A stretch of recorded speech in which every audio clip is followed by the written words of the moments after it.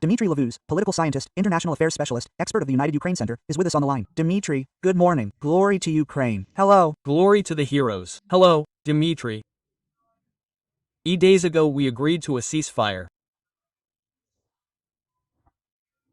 Moscow has never come to this conclusion since then.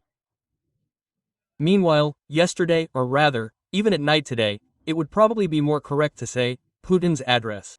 And, on the one hand, we could laugh that the grandfather is already old, so he comes out only closer to the night. Yes, older people have this insomnia. But nevertheless, we understand that he first of all addressed Trump, because while we have night, there is morning, and Trump will hear him. And in this speech we hear the same thing. I am ready to talk, and let's talk. I am even ready to talk with the illegitimate Zelensky. And it is already clear to everyone that Putin is trying to drag out this war further. He does not agree to any negotiations or any truce with this. Plus, he also sweetens Trump. He says how wonderful he is, that if it were not for him, there would certainly be no war. But nevertheless, he does not say anything specific about any negotiations. And so, what do you think? Will Trump understand this time that it is impossible to negotiate with Putin, and will our partners be decisive, and what should we do?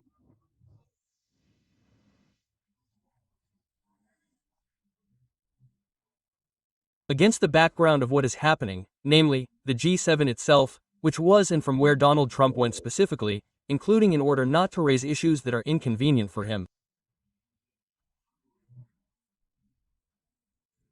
And one of the most important is the issue of Russia's war against Ukraine and the introduction of sanctions.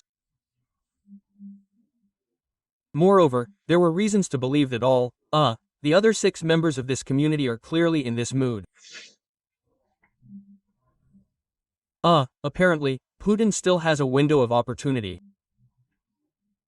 Based on this, he acts, that is, strengthens his position, as he, believes.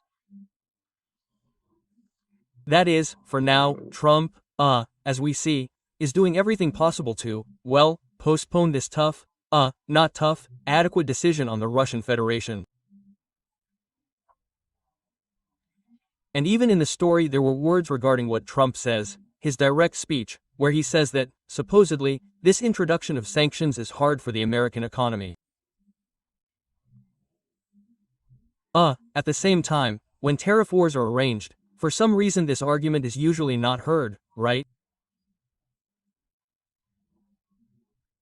That is, this means that there is such a cast iron position here that we need to somehow wait for a long time, drag it out.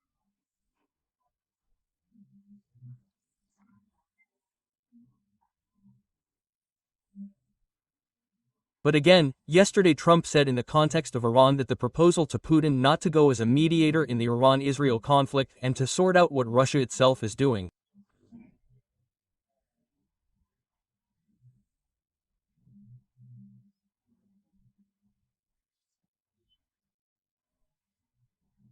This, in my opinion, is such an indicative, bell that in fact there is an understanding, but apparently, I still would not say that in the near future there will be a tectonic shift in the consciousness of America.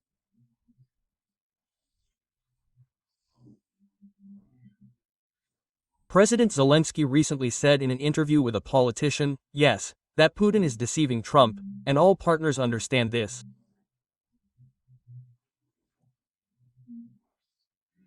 And I think that Trump actually understands this, because, if the position was somehow justified, then at the G7 summit he would still have stayed and somehow tried to convey it.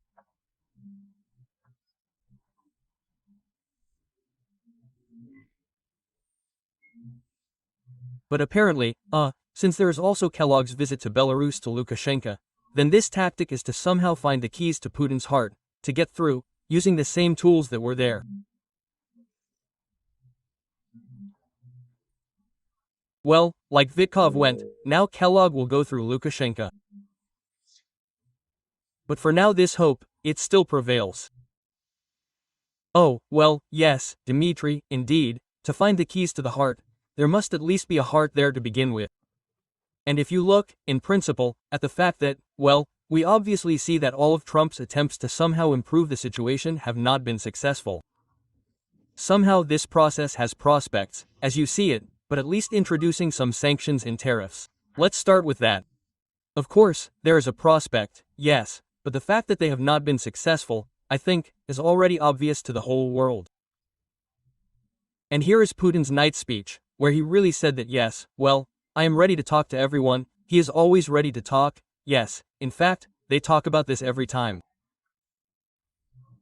Only then these always appear, but, yes, that is, we are ready for a ceasefire, but first everything needs to be done. That is, we are ready to meet, I am ready to meet with Zelensky, but he is illegitimate. He will also sign, right? As these Moskovsky but start to tell, yes, they, in general, I think, probably should have already been obvious to the whole world. But, yes, but here again a but arises.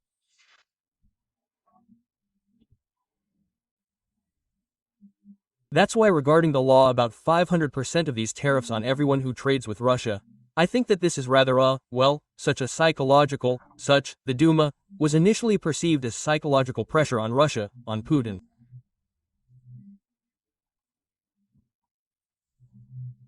It is unlikely that it will be adopted in the near future.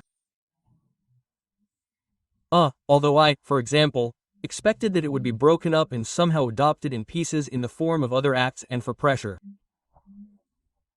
But so far even this is not happening. But this path, as for me, is more realistic. That is, one should probably not expect Trump to introduce tough sanctions at once. And should we expect another pressure on Russia from Trump? Because we understand that Putin doesn't just say, I'm ready to meet with Zelensky, but at the end, at the final stage. But it is still illegitimate. This issue of elections, pre-election buildup, is always thrown in by Russia. And this time he threw it in as well. Somewhere we remember that the Trump administration said that yes, maybe it would be worth thinking about elections. We understand that elections cannot be held during a war, but nevertheless, can Trump put pressure on the president of Ukraine and on Ukraine? That is, we are waiting, of course, for an adequate reaction, right? We are waiting for pressure on the aggressor. But will we return to the fact that Trump will somewhere start putting pressure on the victim, because Putin always tries to throw the ball to our side? I think that this should not be ruled out, yes, that's it. And, well, if we proceed from the fact that, yes, here is the model that we see for negotiations with Putin, well, it is obvious that Vidkov, who made wonderful deals there, carried out, as he said there, simply such work that was exceptional work, yes, then he failed completely, and everywhere, on all tracks where he was involved, and in the Middle East too, right? That is, well, it is obvious.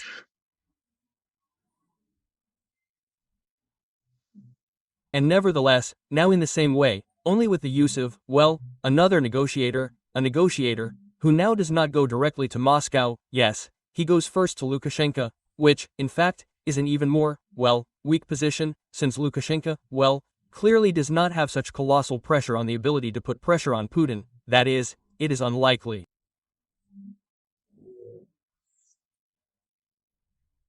Therefore, I think that in a certain sense, a return to such theses is possible, but one can definitely be sure that it will be weaker, right?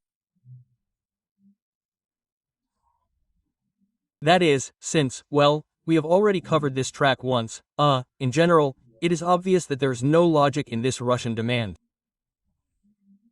And this was already once, in general, since they refused it, it was already clear. And Trump's entourage.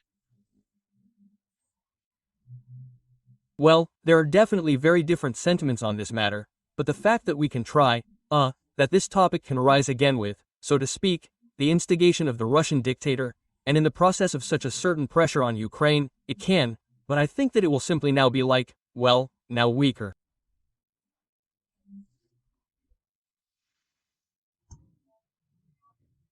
Dmitry, please tell me, but the question of Lukashenko, yes, who has a map of where the attack was being prepared from and the trip there, and a Chinese historian to him, can this somehow delay the issue or, on the contrary, bring closer this issue of negotiations and a truce and peace? It definitely delays, because, then we already have a question. Why there? Why is Kikalok going there? They do not understand this. Well, I think that, how, they actually understand, but, in and of himself, Donald Trump, he apparently believes that it is necessary to work out all the possibilities that exist. And here, yes, well, someone brings this idea that maybe Kelix will go too. Well, there's also Lukashenko, who has direct access to Putin, the Union State. And that is why this process is happening.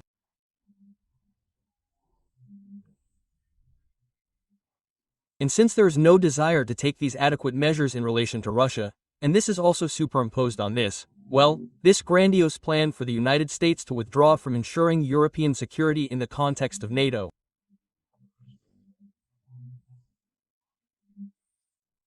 Then, in principle, well, why not, right? That is, Putin is delaying, because he needs any delay. And he agrees everywhere, as if everyone is not to blame. That's it. And here, yes, well, this is also how the delay occurs. I think that there is an understanding of this. And this is just, well, to work out one more such possibility. Dmitry, we literally have a minute left, but still, as I understand it, this whole story is, among other things, tied to the issue of continuing to provide or not provide aid to Ukraine. How does he see this moment? I think so, but most likely, we will see a reduction in this aid to Ukraine. It is unlikely that there will be a continuation. And now, based on what we know, the issue is about selling weapons to Ukraine. And, by the way, this is also one of those issues that would be raised at the summit, of the Big Seven, since there is this specific proposal from Ukraine and the readiness of partners, a specific plan for paying for these weapons. And I think that in fact there is a prospect here for the simple reason that, well, this is also so outside the logic of Donald Trump himself, who talks about how America should earn. And there is a lobby of the military-industrial complex, which, yes, is probably interested in this. Yes, indeed, we will look at and observe how the administration will act further, including the President of the United States of America. Dmitry, thank you very much for joining us. Dmitry Levusem, political scientist, internationalist, expert of the Center of the United Ukraine, let me remind you, was in touch with us.